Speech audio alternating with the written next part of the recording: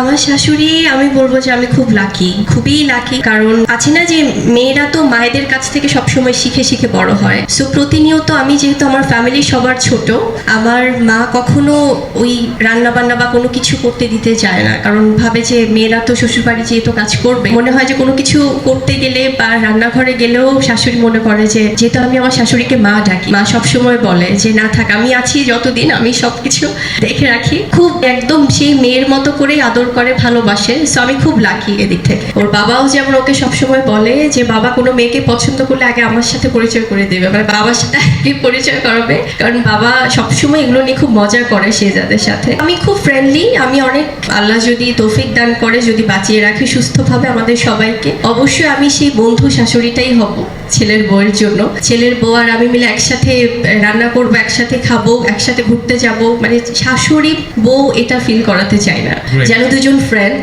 সেই ফিলটাই দিব অবশ্যই।